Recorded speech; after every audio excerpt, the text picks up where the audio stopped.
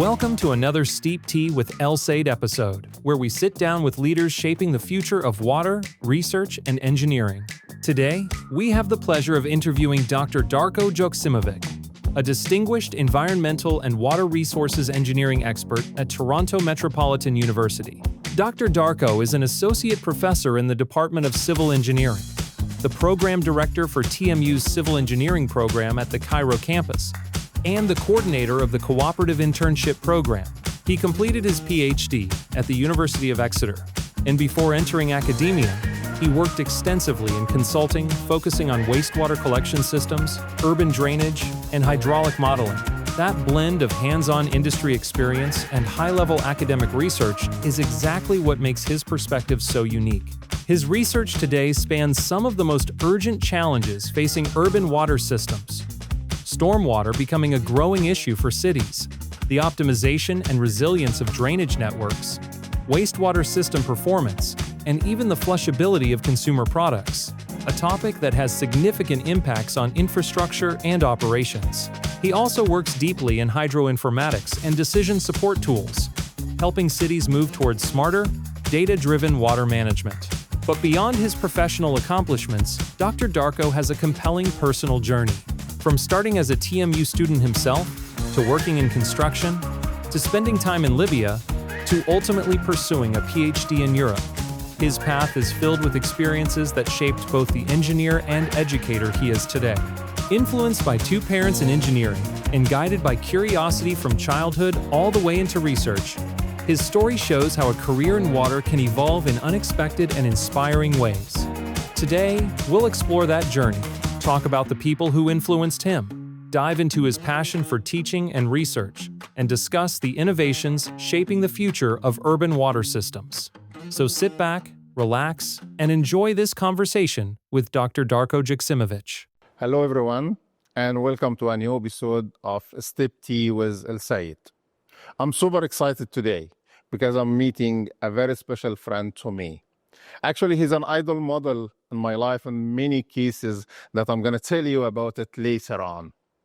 I'm meeting a friend of mine who are working with me at Civil Engineering Department at Toronto Metropolitan University.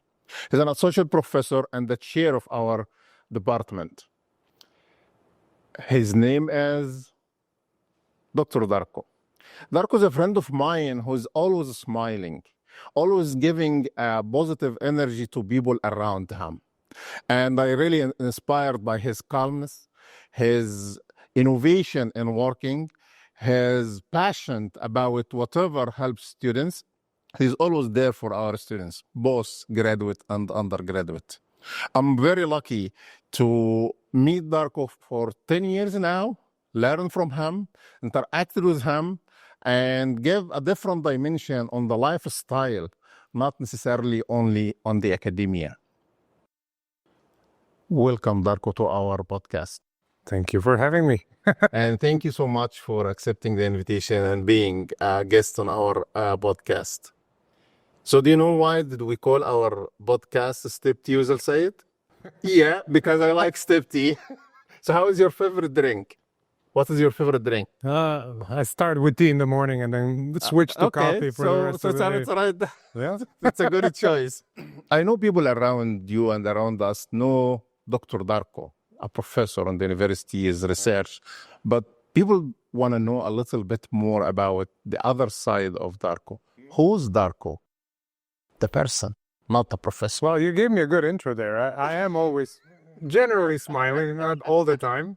Yeah. But I think, if you're going through life with humor and with positive attitude, helps in many ways.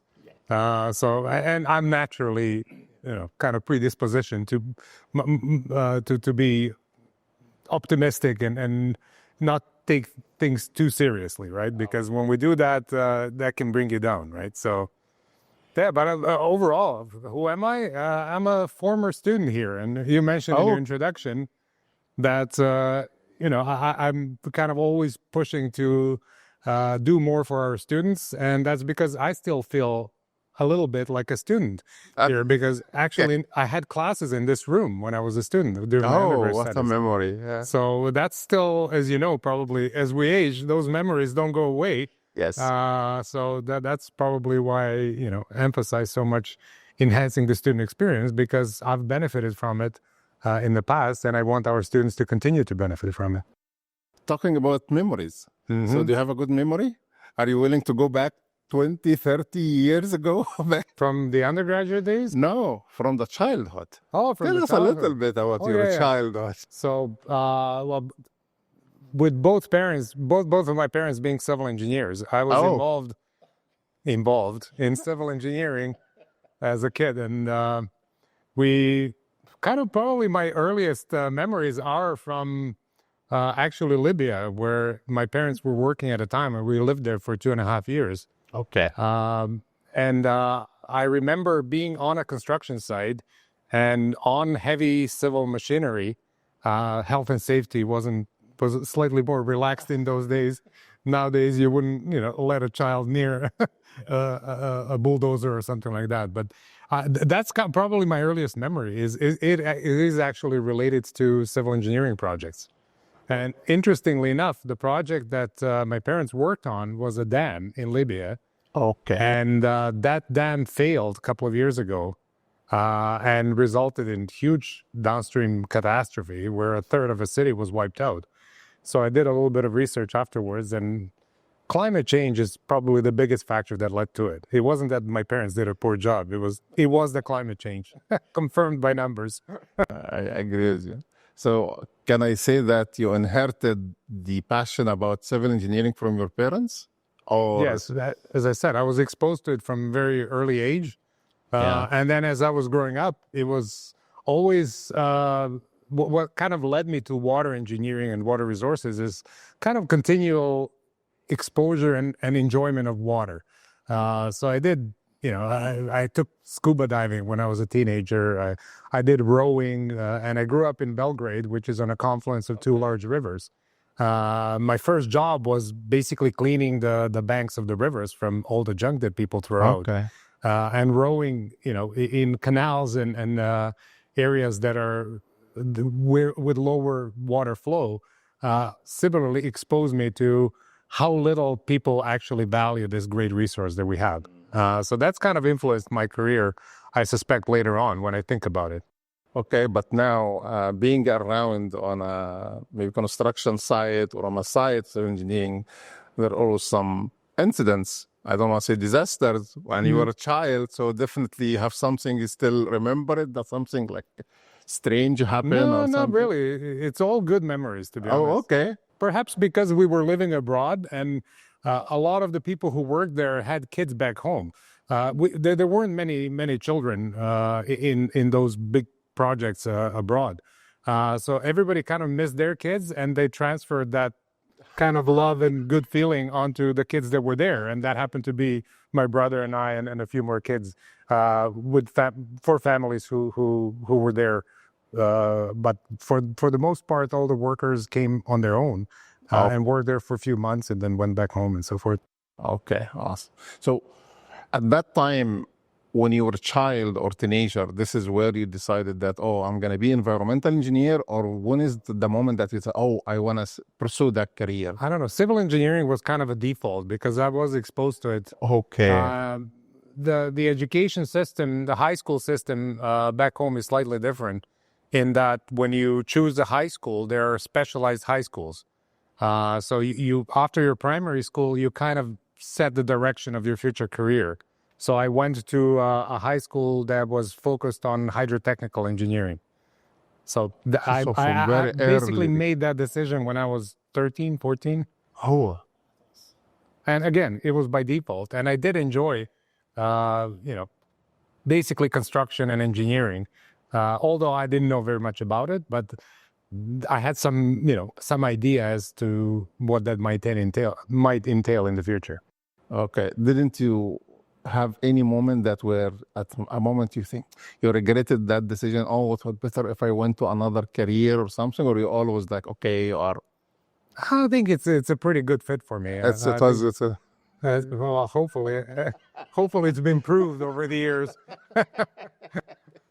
Yeah. Yeah. I mean, I have other interests, but in terms of the career choice, I think it's probably the right one. Being a civil engineer or environmental engineer is something, and being a professor is something else. It's a different dimension. When that decision or that thinking came to your mind that, oh, I can be a professor?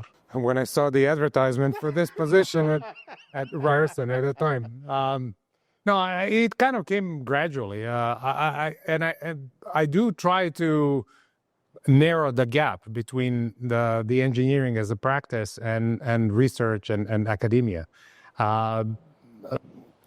The research I started with kind of late in my undergraduate studies and then doing the master's. And so So that was the motivation of doing the master, that you had it was some... more interest. Like Okay. basically my whole life I've been doing things that I find interesting. Okay. And you don't know what interests you until you're exposed to it and you try it, right? Yes. So the more I was learning about water engineering, and mind you, this was kind of late 90s when we just got personal computers and computer modeling was starting to get integrated into the practice. And this is kind of what drew me to water engineering. In fact, if I can pick kind of one pivotal moment, it was a seminar that was given. I was in the 3rd or 4th year of my undergrad studies. Okay. And the seminar was given by Danish Hydraulic Institute that I attended. And there were simulations of tsunamis and urban drainage systems. And these looked very real, even though they weren't kind of a Hollywood movie simulation. These were based on real numerical models. And again, because the computers and personal computers were new at that time, this kind of swayed me towards water engineering. And then obviously with many topics explored since. So during your undergrad, you get some interest in doing research and Yes. exploring things. And then you said, okay, I'm going to do a master. That's norm. But jumping to doing a PhD, this is a big decision because it's a long commitment. And then the career path after a PhD is more challenging than a master. This is what I see. If you pursue academic, if you're set on pursuing academic career, Okay. yes. So how did you make that decision? I wasn't set on pursuing academic career. Really? Yeah, because after my master's, I worked in consulting for a few years. Okay. And I worked for relatively small companies. So there was a nice variety of projects, interesting projects that would come my way. But after about 3 years, they started to repeat, right? And Okay. I always search for new interesting things to learn about. And at the same time, I saw a position being advertised for a PhD student in UK. Okay. In water engineering, and I researched the institute and the university that posted this, and it appealed to me. So I basically decided to put a hold on my consulting career and go and do a PhD in Europe. Not really thinking what I would do after that. In fact, I thought I'd go back to consulting. This would be a kind of a great learning experience and life experience, living abroad and it was part of a European research project that involved 19 partners from 16 countries. Oh, it's a big So it one. involved a lot of interaction with other professionals, mostly wastewater treatment, process people, and a lot of travel throughout Europe. So there were benefits. So I did take a major pay cut to go from, having a proper job in consulting to, getting a PhD stipend. And then as I spent more years in research, and this opportunity presented itself, it was logical to apply for it and be fortunate enough to get the academic position. But I would have been just as comfortable going back to consulting, I think. So both are equal to you, working in consulting or academia. Yeah, again, it depends on the types of projects in consulting, because if you get kind of pigeonholed into doing specific type of work over and over again, yes, every project is different. But in terms of growing and learning, you do get some experience, but you don't get to learn about new and exciting things and developments in the industry and in academia. And that's the bit that I probably would have missed had I stayed in consulting. So before we go to the the academia now, I have too many things that you mentioned that I want to stop at them. Many. So let's say first, tell us a little bit about your parents, if you don't mind. Oh, my father was a transportation engineer, but when he basically did his degree and started working in kind of post World War II years. So an engineer, a civil engineer, had to know and do everything. So he was involved in a lot of transportation projects, in master planning of road infrastructure and urban development, in lots of different things. And my mom was a hydrotechnical engineer, and she worked on water-related projects. So I actually got to spend a month, because in high school we have kind of a profession, like a co-op, a short co-op, 1 month co-op term. And my high school would send students to the company where my mom worked.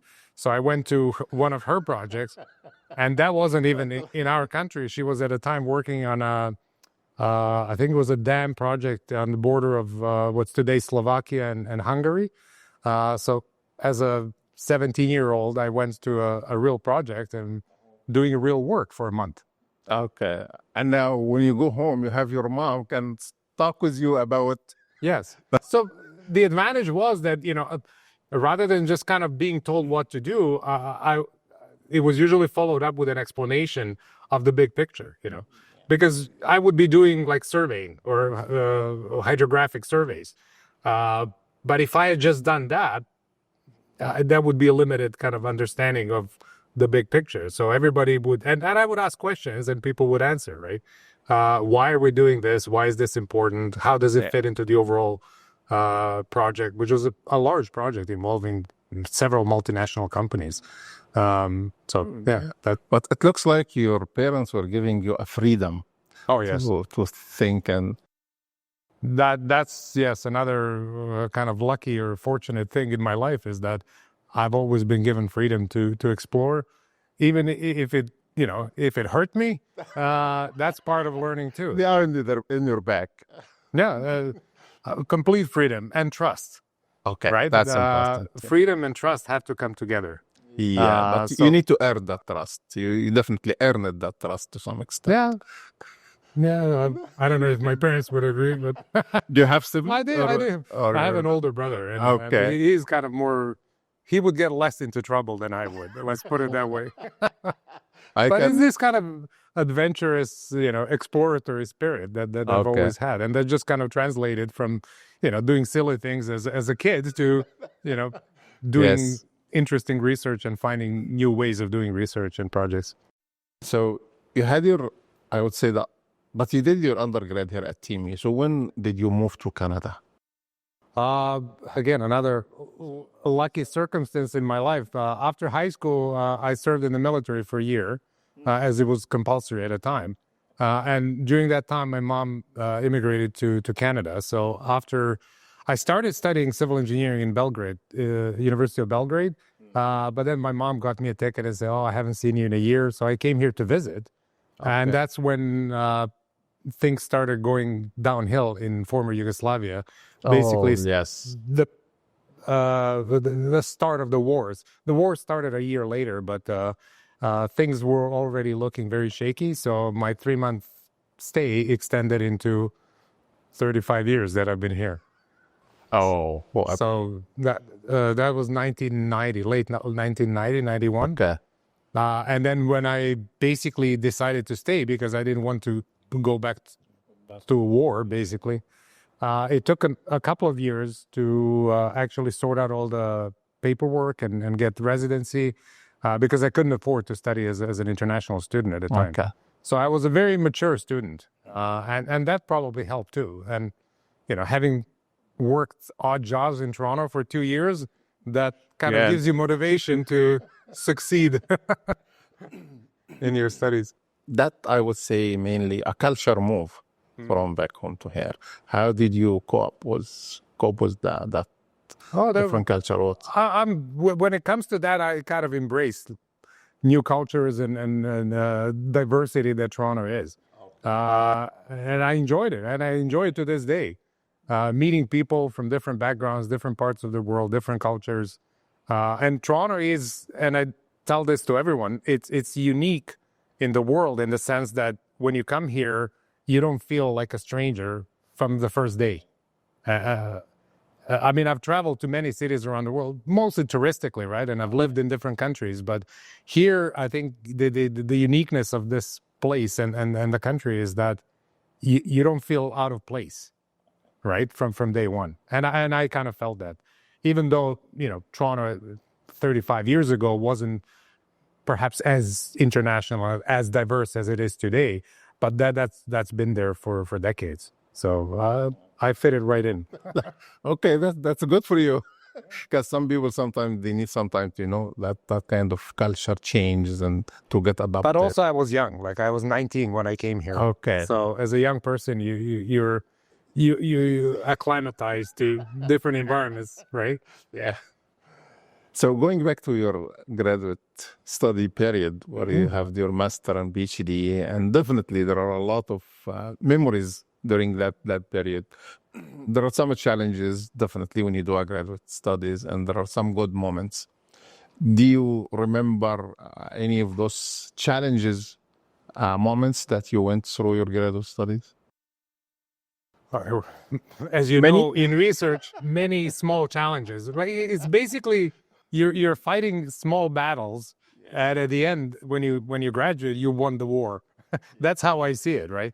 And winning those little battles, and not in the physical sense, but struggling with a piece of code or an experimental piece of equipment, or those are all little battles, right? And if you and that's satisfying. Like that gives you a little bit of satisfaction every time you overcome these smaller challenges, right? And then when you blind them all together, hopefully it results in a solid piece of work. So my master's and PhD experiences were very different because during they were in a couple of ways. For my master's, I was again given freedom. So I met with my co-supervisors, and we discussed some interesting topics related to urban drainage without actually having a solid topic or methodology or anything in place. And from that discussion, I went and I read to see what interests me the most. And that's how I selected my topic for my master's. So it wasn't set for me. Exactly. It was kind of loosely set in the area of urban drainage. But then I identified which of, several research questions that we discussed interested me the most, and I wanted to pursue and, spend the next year of my life working on. So this is some kind of a lucky situation. Not all of the students nowadays get the luxury of selecting the topic. Sometimes they are.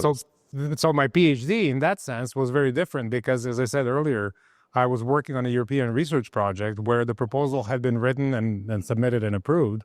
So there was a more kind of defined topic, although in terms of methodology and how I would approach it, that wasn't there. As you know, research proposals are very brief and they're kind of more of a wishful thinking sometimes than, a plan of 3 years of studies. Yeah, I know that.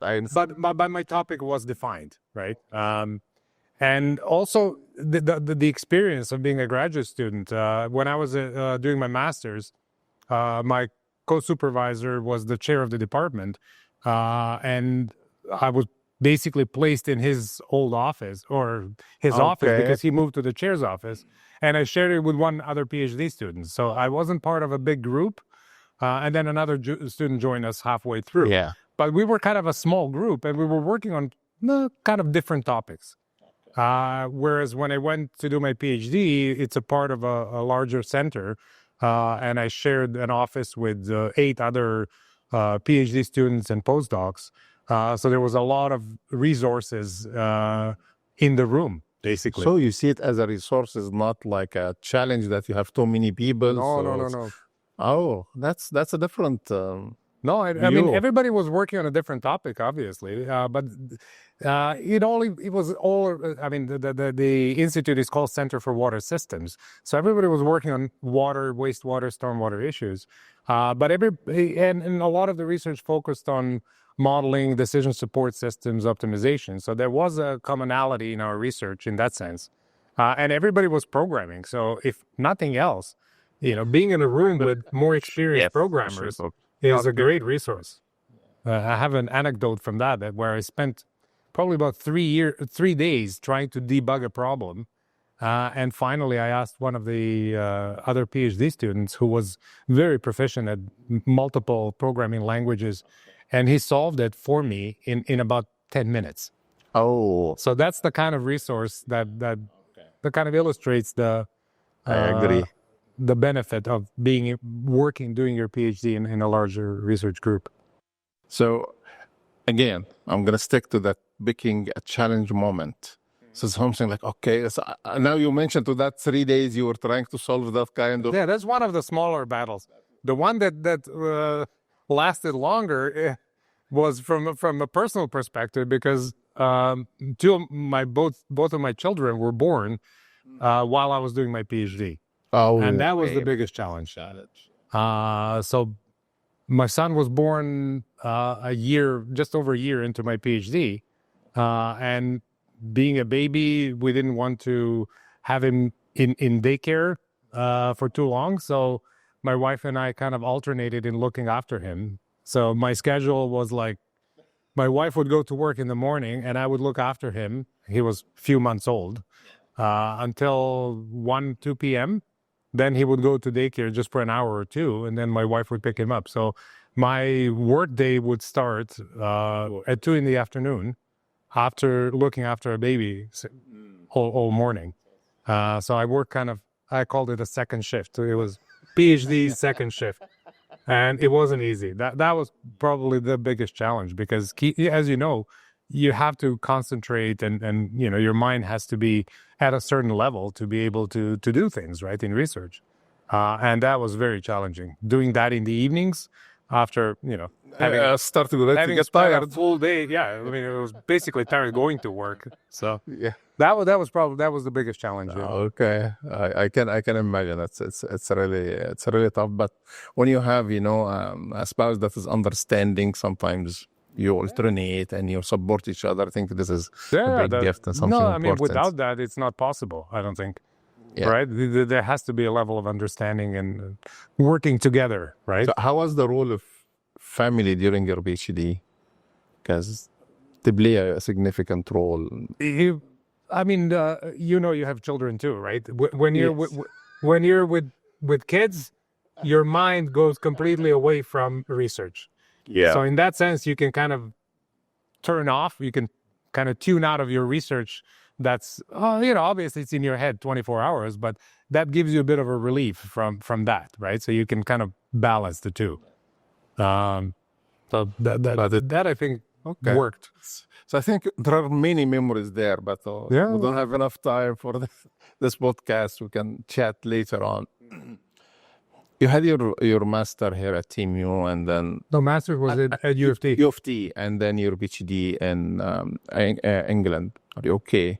How was your relation with the supervisors during your master and PhD? How was different the supervision? In both cases, it was fairly hands off. My master supervisors, we would meet maybe once a month, once every couple of months. And again, I chose my topic and it was on me to work on it and to basically periodically check with them to just confirm if I'm on the right track or to get some suggestions.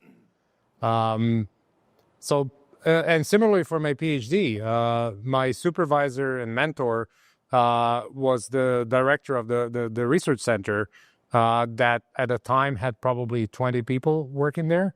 So he was involved in many projects, but obviously not in depth. So again, my meetings would be very seldom, and I was left on my own to do things, to figure things out. And that's the kind of approach that I think benefited me, that I benefited from, because I had to learn things on my own and find literature and understand literature that relates to the research topic. And that's a big part of getting a graduate degree is acquiring that knowledge independently, right? Particularly what we talked about earlier, if one is interested in an academic career, you don't have a mentor anymore, right? Once you're a faculty member, students rely on you to figure things out and to find appropriate resources and so forth. So building that independence during your graduate studies, I think, was very beneficial. I totally agree with you. But although some people still have that kind of a mindset or philosophy for supervising or mentoring students, said for the master degree, we need to be like closely mentoring them and managing the project. While in PhD, the freedom should be more.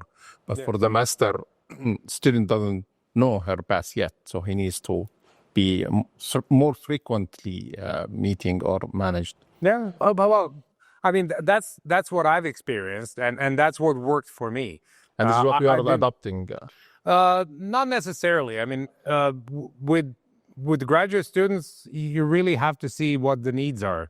And as you say, you move from probably with master students being more hands-on and spending more time and explaining things, and then, but I always start with that, giving students as much independence as possible to figure things out on their own, and then being there to just kind of validate their learning.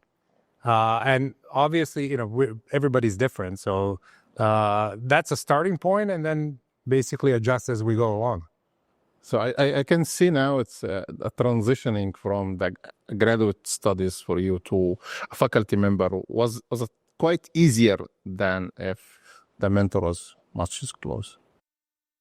Or was challenging? Or... Well, I think teaching was the biggest challenge, because at that time we didn't get the first semester off from teaching. Oh, okay. So I basically came from UK, and 2 days later I was teaching 2 courses.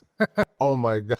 So that was kind of probably the biggest challenge, and then just organizing lectures and figuring out what to teach and how to deliver it, and so the teaching part was more challenging than anything else, I would say.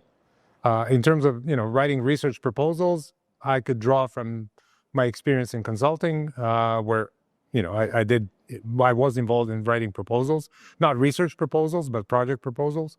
But teaching was fairly new to me. But it's something that I've kind of enjoyed, just helping others. Yep. So teaching is just helping others understand theory and practice, right? Okay. So I cannot leave your supervisor without saying something to them. Mm-hmm. If you want to say one thing that you learned from each of your supervisor, what would you say? Well, for my master's, I was co-supervised by one of our colleagues and another professor from University of Toronto, who's now retired. I think the biggest kind of lesson I drew from their examples is being succinct and clear in communications.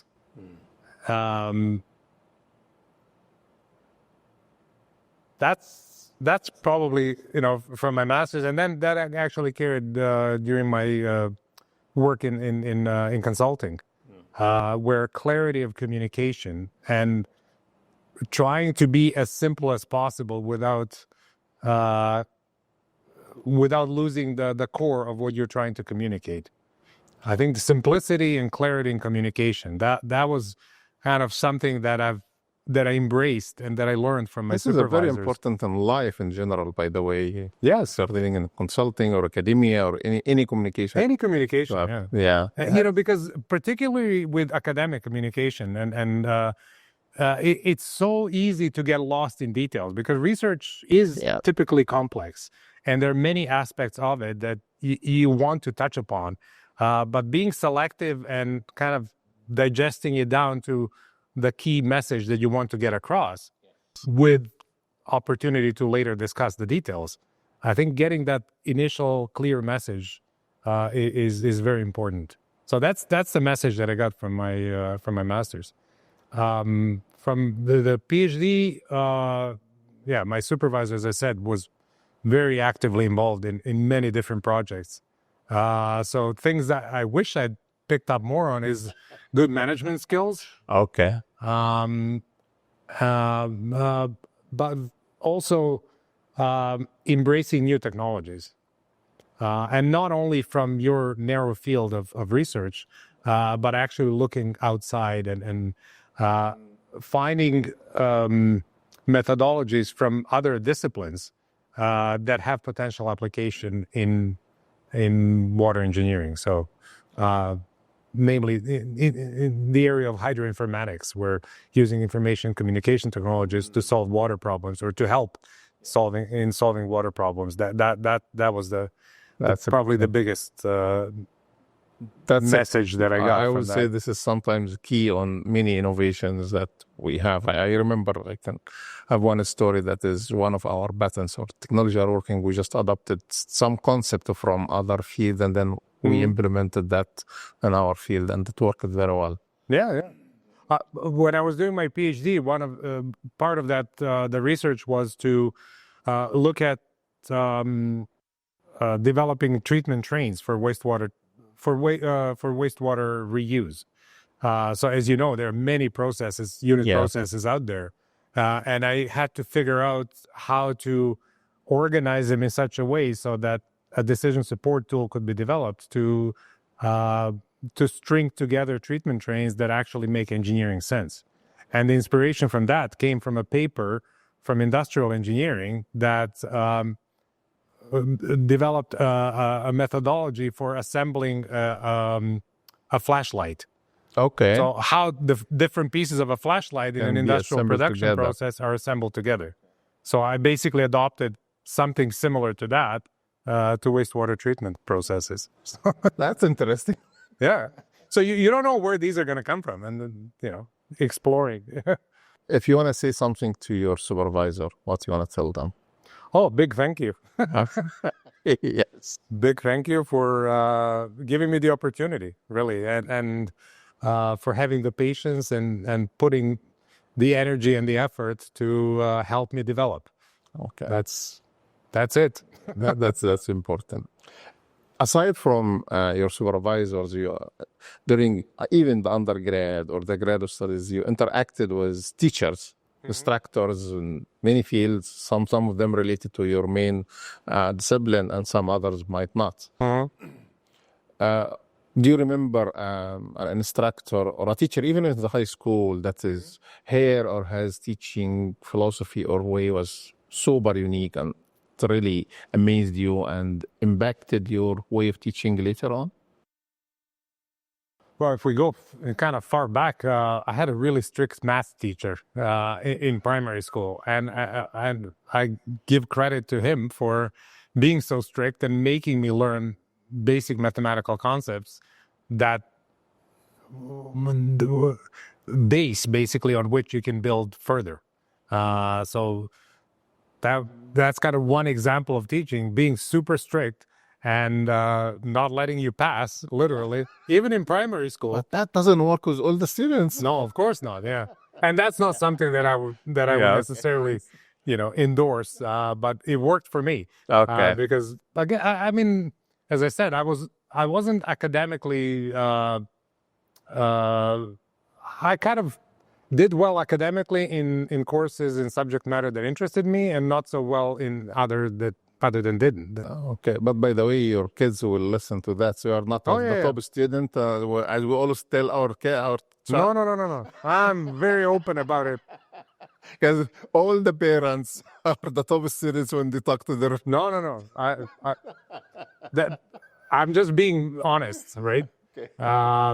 I did well in things that interested me. Okay. And it so happened that early kind of strict teacher gave me a solid foundation in mathematics that basically allowed me to develop interest and better understand math courses as I moved through high school and later on. So it really kind of forced me to develop the interest in mathematics and physics and English, actually. I took English as a second language. And that I have to give credit to my parents because they enrolled me in a Institute for Foreign Languages when I was like 6 years old. Oh. So I've been learning English I started learning English very early. So they value the education to your child, to your parents. Yes, and particularly, I guess because they lived and worked abroad, they realized that, having a knowledge of a foreign language, English in particular, it can only benefit you It's a big later asset, in life. yeah. Yeah. So you moved from now graduate studies to being a professor. And professor means you are wearing multiple hats. So it's not just you are doing research or you are not just teaching, but you are also doing services. Yeah. So among of those multiple hats, which one is the most favorite one to you? I kind of enjoy it all, to be honest. That's fine, but the most?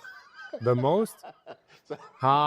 It's probably research. Okay. But everything has its moments, right?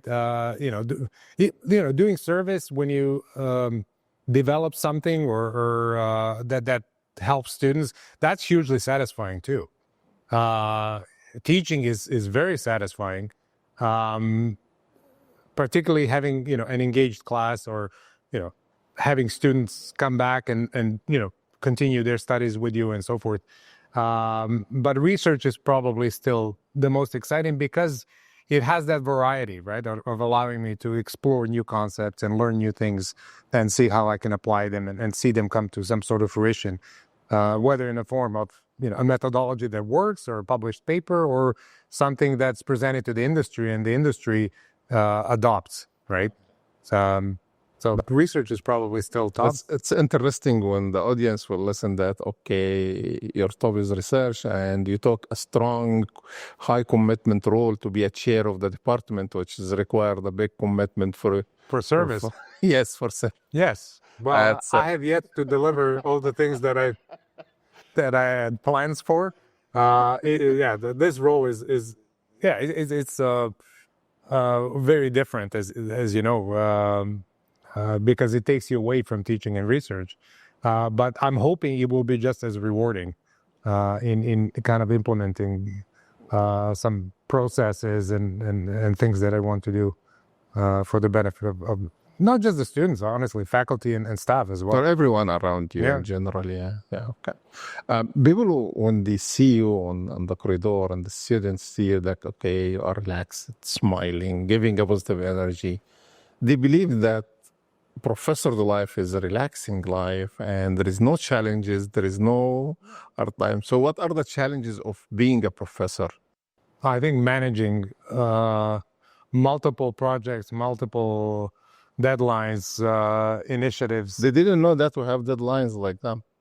Yes, we do. Although in academia, we have to admit that they're a little bit relaxed, right? A little bit, but But sometimes. it's just managing multitude of things and kind of partitioning your brain to work in different fields and areas and priorities. That's probably the biggest challenge because, days and weeks are short. There's getting used to the fact that your work is always not done, right? There's always a good chunk of your work that is not done. Yeah. And that creates a pressure. So. Yeah, I can imagine that of even nowadays when you are the chair of the department, now these things are crazy. Yeah. The weeks are so short. As I say, it's a to-do list that just, that never shrinks down. Typically in your career, it kind of keeps growing and, it has ebbs and flows, but there's always a hefty to-do list. And keeping that manageable is probably the biggest challenge. Okay. So now we are in the era of AI and we can have a time machine. So we can go to any time in the history or the future. If there is anyone in your mind you're inspired by and you want to meet any historical figure. I'd go way back to Leonardo da Vinci. Okay. Fascinating, individual spanning multiple areas of research and having such broad interests, and kind of just trying to understand, what led him to all the discoveries. and kind of the process, because this is in the early days of science, right? Yeah. And developing experimental methods from scratch. Like, we benefit from a huge body of literature. I mean, whatever area in water and wastewater engineering you want to research, there's already a very solid starting point, right? In the form of decades and centuries of research. But when you're starting from scratch, how do these ideas and methodologies, and how do they develop? That would be fascinating to me. Yeah. To even begin to understand that. So if you have that, luxury to sit with him and have a meal with him and talk, what would you ask him, or how? Probably more water-related questions, because those are, because he's done things in art, in medicine, and again, spanning multiple fields, but trying to understand that early thinking about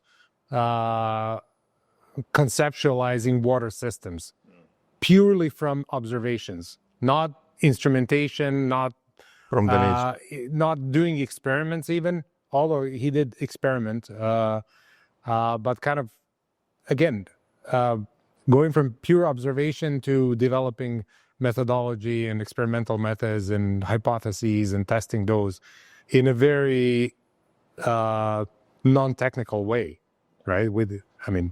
There's nothing. No. I don't think slide rule was invented then, right? Okay, no, I don't think so. Okay, let me challenge you, because now I can see that you are so passionate about water-related work. How can you see yourself in any other career other than the environmental engineering? What career would you choose? Nothing related to civil engineering. Nothing related to civil engineering? Probably anything dealing with people. I think people and with technology kind of sprinkled in. But I don't know, if I could do kind of hobbies instead of work and work instead of hobbies, it would probably have something to do with cars, with vehicles. Vehicles or motorcycles? More cars than motorcycles. Okay. One of my many part-time jobs that I had as a student was working in a used car dealership. In sales. Well, in sales and everything else. Okay. Because it was my brother's business. Okay. And I kind of enjoyed that. Just tinkering with cars, restoring old cars. That would be hugely satisfying to me. So something completely different. Okay. Yeah. So to me, I value and I value a lot that kind of old workmanship and technological solutions that developed over the last century through cars. The car technology is advancing, and that old workmanship, particularly in older cars, not like more recent stuff. That's I find that beautiful and fascinating. So you are not a big fan of EV cars now? Not of electric vehicles? No, they're more of a utility thing, right? Okay. I don't have a passion for electric vehicles, right? But I see great value in them. Yes. In many aspects, right? But not as a complicated electromechanical device that's where parts are hand built and I'd have to think about this. That's okay. So aside from the cars, what are your different hobbies? Hobbies? Well, one is just probably excessive following and reading of news around the world. Okay. And geopolitics and related to geopolitics and all sorts of news, really. That's it. And this kind of evolved, as I said, from like during my undergrad studies and during my graduate studies, where internet was starting to be developed. Okay. And in the early days of the internet, everything was open and free to access. So I would read news sources from all around the world, anything that was basically available in English, because we didn't have Google Translate, right? There was no Google at the time. But I kind of started doing this. I was fascinated by internet when it first was made available, and the speeds increased to broadband and so forth. So that's probably something that I spend more time on than I should. But I'm fascinated, and So Does your kid or do your kids complain about you are watching a lot of news at home? yes, they don't. Everybody complains. It's like, why are you interested in a flood in South Africa? That happened, or I don't know. I find it, but also it relates. I think I like to bring these news and stories into the classroom as well. So it's not just to satisfy as a hobby that to satisfy my curiosity, but I think it also benefits me professionally because I do try to keep abreast of events related to the profession around the world, and I think storytelling and telling stories in a classroom is the best way to get attention. That's right, because the equations don't tend to do that. not actually. But many people around us, when they see that we are really following up the news and talking about the news, say, okay, why don't you think to be a politician? No, but I flip it around. I say, you as the engineer, you have to be aware of, your economic and political system and developments, because we're an integral part of that system and a very important and key part in that system. If we think about, land development and, topics of the day, providing housing and environmental protection and dealing with climate change, these are not topics that are purely engineering topics, right? They span many different disciplines. And being knowledgeable about how other disciplines and other stakeholders are thinking can only benefit you as the engineer. So that's my excuse. Okay, that's good. For doing this. There's a practical benefit to it. So now I can admit something for you, that you have a good memory because you were able to get those memories from the many years back. So you are good. You have a good memory. Yeah, all the happy thing. If you ask me about numbers or equations, that unfortunately that's where my memory tends to fail. So let's talk about what is your current activities. And you mentioned that among the three hats of being a professor, research is the top. So if you tell us a little bit about what are the main research areas that is you are working on them. So it kind of evolved over the years, but one area that of research that I've been doing for the past 5 or 6 years is related to so-called flushability of consumer products, and mainly wet wipes. This industry has really developed over the last 2.5 decades, and there's a proliferation of products that are labeled flushable. Okay. At the same time, the wastewater industry has found lots of problems with these products ending up in our sewer systems. And because of the lack of clear guidance and the multidisciplinary nature of the problem, I found this very interesting. And I was fortunate to be connected to a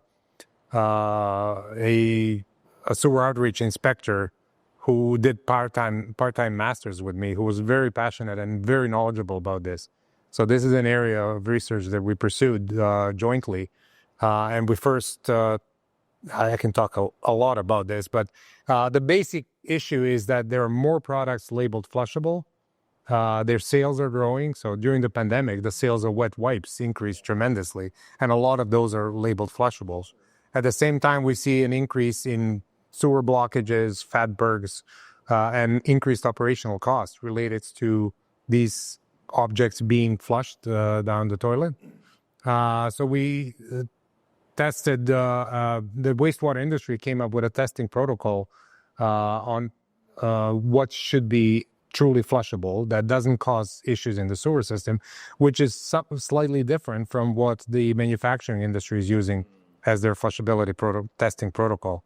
And we found that out of 103 products, I think, that we tested, that none of them actually passed this None of them. wastewater industry's test for flushability.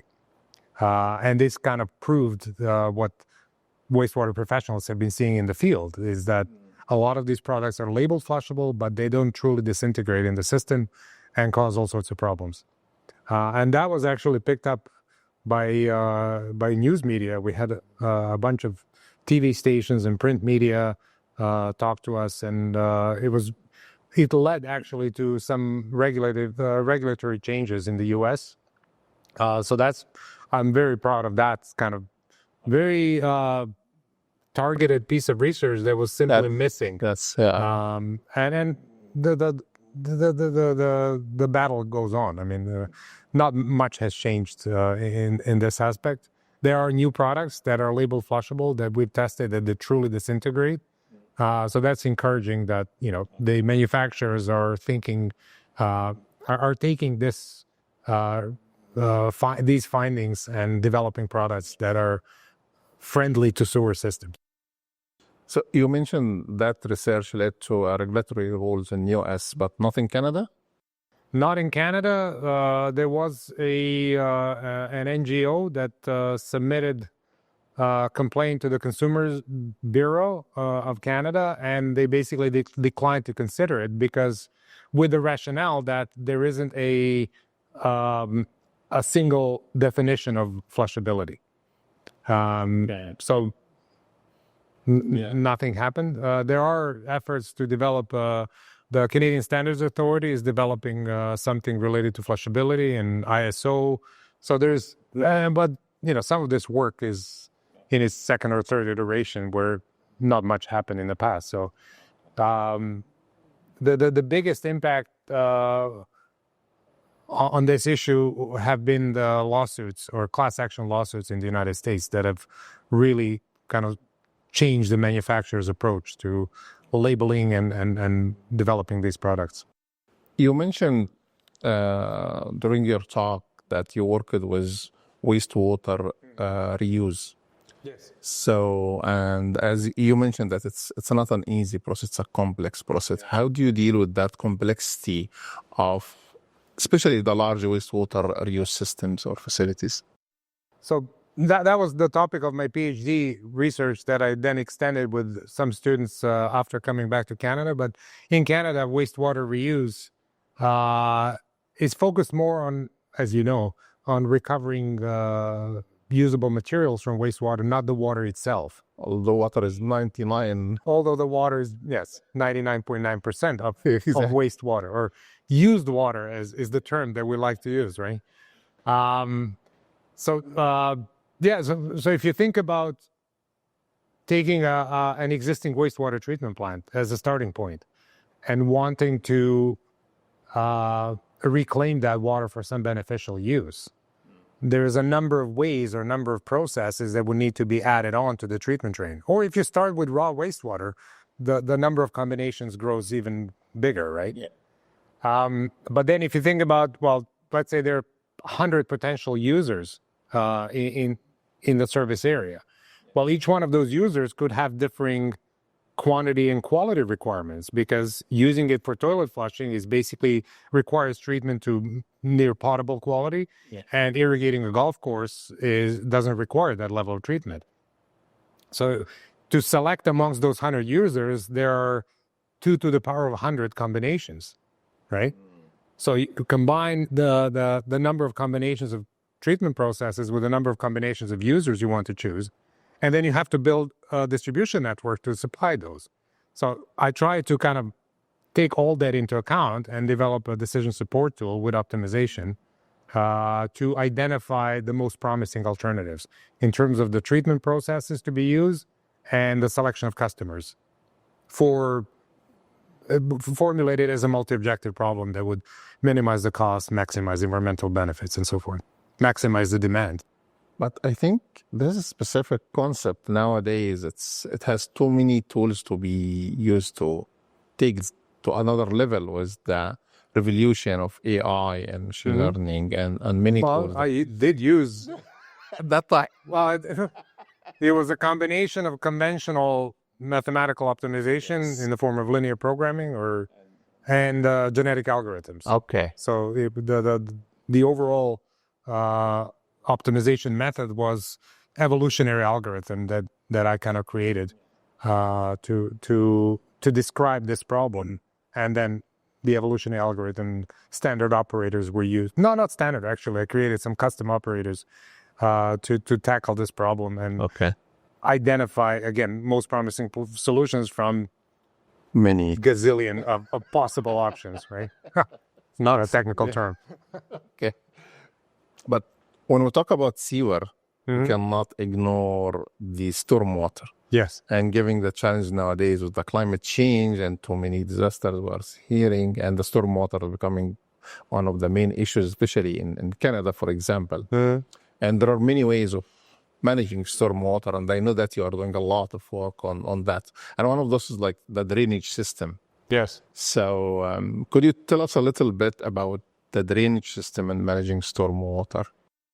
So I'm kind of building again on well, fundamentally drainage systems are designed to take stormwater away, right? To avoid creating nuisance or safety or health hazard, right? But stormwater management over the past several decades has evolved in one, treating the stormwater as a resource, and secondly, not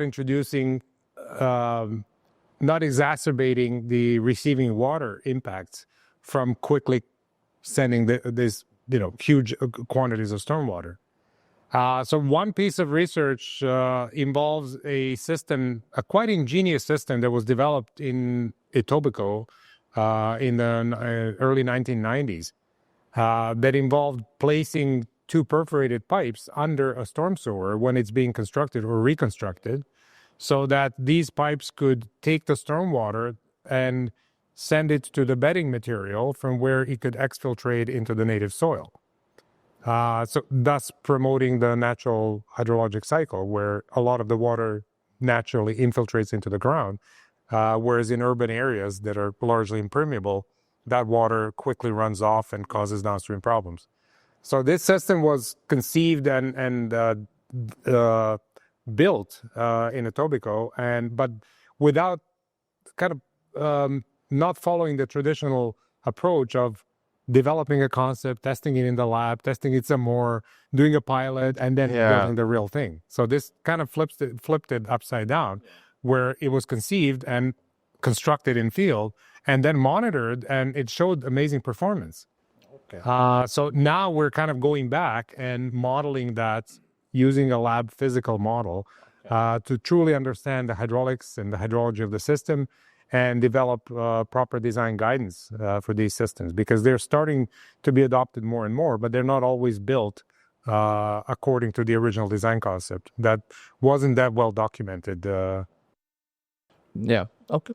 I heard about a concept on the stormwater. When it comes to stormwater, the concept of the consumable when they pay for the energy, when we are paying for our energy, hydro bill, there are some certain times we get charged high or others not. Yeah. That concept can be depending on the demand. Yeah. Right. So when the demand on the system is high in energy systems, consumers pay premium, right? So the time of use charge for energy is basically devised to promote not conserving energy or reducing the energy demand during periods of peak demand. Okay. Right? Because that's what energy infrastructure is built for. So if we look at that concept and we think of it in terms of stormwater infrastructure sits idle most of the time. But in periods of high intensity rainfall, that's when the demand for it is the highest. Very hot. So some of the research that I've done with some students proposed a similar concept to what we apply in energy systems to create a kind of a differential stormwater fees so that the stormwater fee would be highest in the periods of peak demand. Okay. And this kind of ties to the broader effort of implementing more storage or retention and detention of stormwater on private properties and in line in the system, and monetizing really that. So a smart time of use stormwater system would basically communicate the price of sending stormwater into the system that would go higher depending upon the demand that's placed on that system. But there are many challenges there. There are many challenges, and they're not, from a variety of fields. Yes. So one, we kind of developed a little prototype just using microcontrollers, Arduino boards, and simple sensors. Okay. Where the consumer would have, at that time, the student used the Telegram application. So your storm sewer system would send you messages that are which is a broadcasted price of discharging stormwater, and you would decide whether to kind of open or close the valve for your storage tank on your property, with balancing the hypothesized demand for that stored stormwater for some beneficial uses, so garden irrigation or something like that. So it's an interesting concept, but it would require a lot of kind of infrastructure to be developed, for which technologies are already there, right? But I can tell there are some potential in the coming years to overcome those challenges, especially with the revolution now in the technology and the AI, machine learning, IoT, or Internet of Things, digital twins, and all of those fancy topics, which started with the smart cities. So can all of those tools be applied or how the application of those tools for stormwater management to be smart? Well, I mean, our water systems, outside of the water and wastewater treatment plants, which have always been operated as industrial plants, right, that are where there are sensors in place and growing set of sensors for better control. Our collection systems, stormwater and sewerage, weren't monitored nearly as extensively. But technologies are developing both on the sensor side and on the communication side. And on the data processing side, as you mentioned, AI and machine learning, basically, that are starting to allow kind of unprecedented level of knowledge to be harnessed from sensors in the sewer system. This has found greater application in water distribution networks, and then in wastewater systems, and stormwater is like an orphan child. It's the last to get the money. So my interest is on that, is on stormwater systems, and particularly if you think about the other aspect of stormwater management, which is move to small scale distributed nature-based solutions, like low impact development or blue-green infrastructure. It comes under many names. But the challenge there is that you don't have a large centralized facility that you can instrument and monitor and control. Now you're talking about tens or hundreds or thousands of small pieces of infrastructure. So that's where I started kind of looking at low-cost sensors, like really low-cost sensors that cost a few dollars. Oh my God. And communication equipment that's, let's say, tens of dollars. Because if you want to deploy this concept of Internet of Things to a large number of distributed facilities, it has to be very low cost, very robust, not something that you need to change the battery every 7 days because, right, that would make it completely impractical. So we've been doing some research on that in building and using off-the-shelf low-cost sensors and monitoring things like rooftop farm here on TMU campus and various blue, green, and blue roofs. And now we're monitoring or involved in a project on a smart blue roof with Credit Valley Conservation that's looking at not just the monitoring, but monitoring and control aspect. Can you tell us a little bit more about those top roof projects? So the Credit Valley Conservation Project, that kind of came out of a feasibility study that another group at TMU did a couple of years ago. And the Credit Valley Conservation head office building was built with rainwater harvesting built into the design. So they had a 5 cubic meter storage tank in the basement where they would collect the roof runoff and then treat it and use it to flush the toilets and urinals in the building. But that 5 cubic meter tank would often get depleted and would have to be topped up by municipal water supply. So the concept was to basically expand that storage, since there was no room in the basement, is to use the roof as an additional storage element. Okay. And it had to be retrofitted with control valves and a control system. And it turns out a secondary treatment system to recirculate the water on the roof and keep it of acceptable quality while ponded on the roof to overcome the building code requirements. So we're monitoring the microclimate on that because some of the past research showed that blue roofs do contribute to alleviating the urban heat island effect and creating cooler environment compared to conventional roofs. And we're also working on modeling, doing modeling exercises to see how this concept, what the benefit of expanding this concept over a wider area would be. But I would say that is a success of a research project definitely required a special or unique students because they are the arms, Yes. the main body. So for Darko, what are the criteria that you are putting on selecting your graduate students? To be honest, I'm not very picky. Okay. But what I do look for is genuine interest in the subject matter that they would be researching. So if you talk to a prospective, if I talk to a prospective student, what I'm looking for is genuine interest in the area. It's not, the past performance or the grades.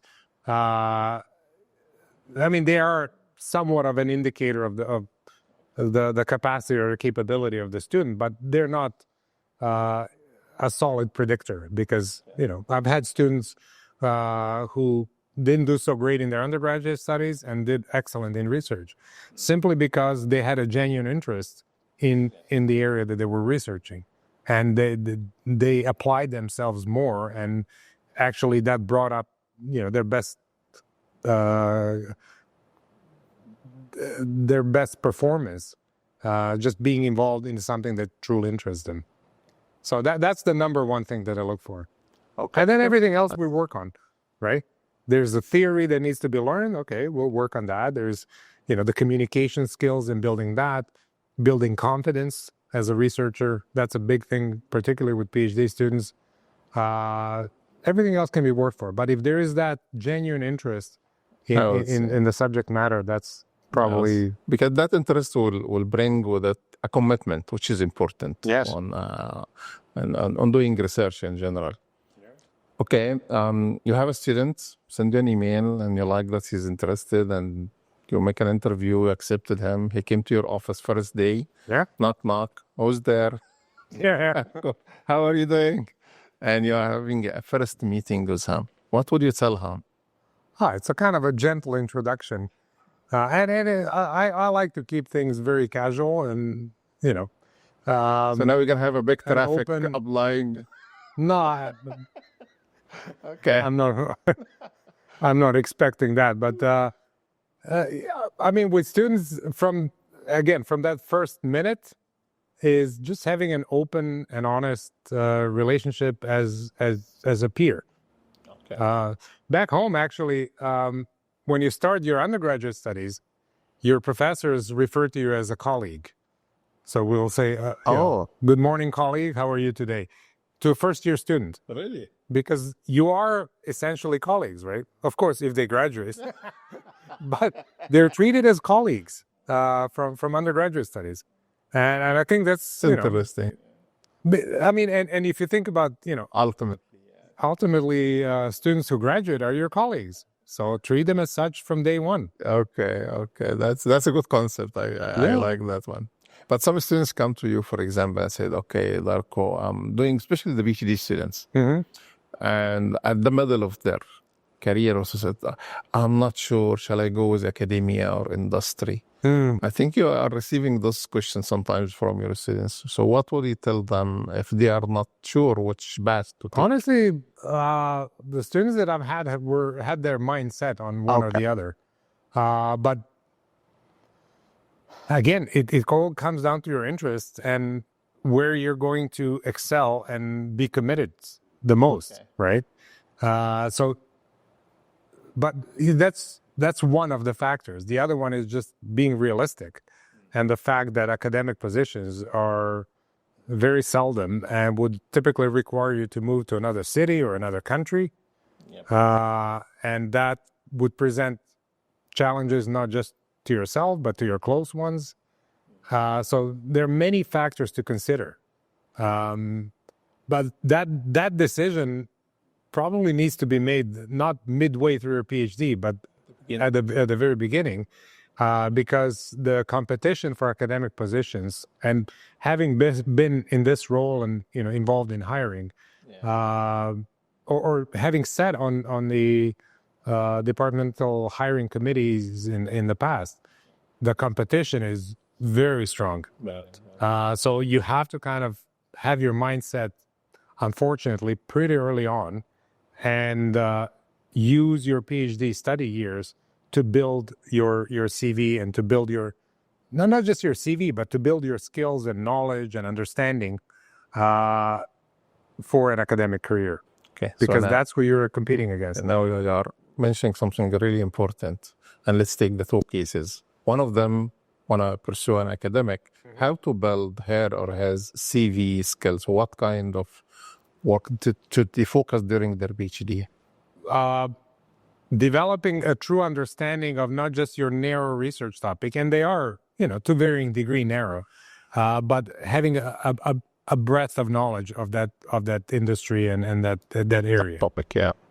Participating in conferences and events as much as possible, taking every opportunity to communicate your research and your thinking and hone that skill of communication by talking to professionals and peers. Publishing, of course. That's the key. Yeah. Yes, but publishing is not all. Trying to get as much experience in teaching as possible, whether it's at any level. It could be a position at a local college and teaching a course at a college, but getting teaching experience is not something that our PhD students get to experience, other than acting as graduate assistants or teaching assistants, or academic assistants is the newest terminology we use. But getting that teaching experience alongside of your research experience is also very important. Okay. So this is for the one who's pursuing Academic.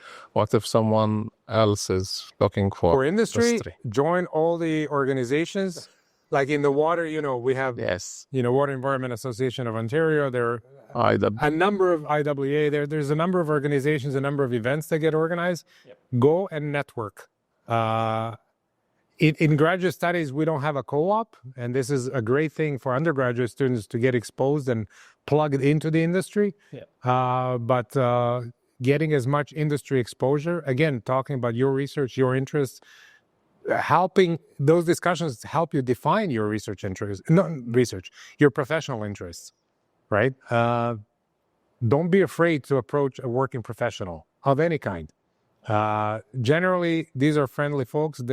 They've all been in the same position of being an undergrad or a graduate student sometime in their career, and generally everybody's willing to help. So don't be afraid to ask, what do you do on a day-to-day basis? Like, what kinds of projects, what do you find challenging? Basically try to get as much information about the industry and what working as a practicing engineer looks like. And that will help you not just get a job, but also get the job that you truly will like and be successful in. Okay, that's quite interesting. But they come at the end of their degree and said, okay, I did all of that. I'm trying to find a job. Yes.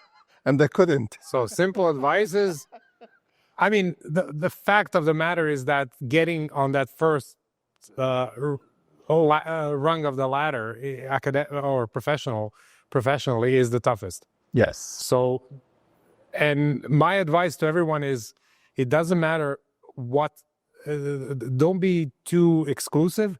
Take whatever job, as long as it relates to your profession. Okay. Right? It could be a technician job. It doesn't matter. Well, I mean, it matters, but you should just get into the industry, and it doesn't matter where, because that's when things start to develop, and you learn and you meet people and you network. So I've seen students who started as technicians and worked their way to project managers within, very short period of time. But they wouldn't be there if they didn't take that position of that first position, right? But stay in an area that relates to your education and to your interests, right? And yes, as challenging as that may be. It is. People are saying that all the time, that is, finding a job is a full-time job. So you need to work hard to find that. Oh yeah, that's definitely That's a job on its own. Yeah. So how do you see the role of social media nowadays on finding a job? Oh, I'm afraid I'm not very helpful when it comes to that. It is. It is? Yeah, you can probably tell me more about it, but... especially LinkedIn and those stuff. Well, yes, I see jobs posted on LinkedIn, and I usually repost them from my network, which is actually pretty substantial by now. It's not just the job posting. It's you Presenting network yourself with people and present yourself and reach out. Those people you might see, okay, there's industry, I'm interested in that industry. Start to get connected with people who are working on that. Try to build network, have a discussion. That sometimes give you a kind of a good referral, and that helps. I'm sure it is, but I'm kind of old-fashioned when it comes to that. As I mentioned, we only got emails halfway through my undergrad studies. So I don't know. It's just a personal preference for in-person, meeting people, talking to them in person. Okay. That's been my experience. But I think after the pandemic and this evolution on the technologies and communication things have been changed a little bit. Oh, I'm sure they have. I'm sure they have. But I don't think that replaces the in-person contact and actually, shaking people's hands. Yeah. Seeing them in person when talking to them, and that's been lost during the pandemic and after the pandemic. And I hear it from the industry as well, that young engineers and new professionals are not as engaging or as engaged because they haven't experienced this throughout their undergraduate studies or being with people as much as that used to be the case, right? And in our profession, it's still a lot of, yes, we do a lot of things online and virtually, but there is no substitute to in-person contact and brainstorming together around a table. It's totally different. Yeah. Okay, now we're coming to the last question, and I know that you are advocating to the young professional. So this is your camera. So if you want to look at that camera and give an advice to our young water professional, what would you tell them? Young water professionals? Now, if you're just graduated, don't stop reading literature and papers. The world doesn't stop when you get your degree. There are constant developments in the field. So embrace the concept of lifelong learning. That would be the main message. Well said, Darko, and thank you so much for your time and education. And it was really a pleasure talking with you today. Yeah, thank you so much. Thanks for having me. Thank you. Okay, so this is the end of this very excited episode of today's Tip Tea with Elsayed. So please stay tuned for the next episode. See you later.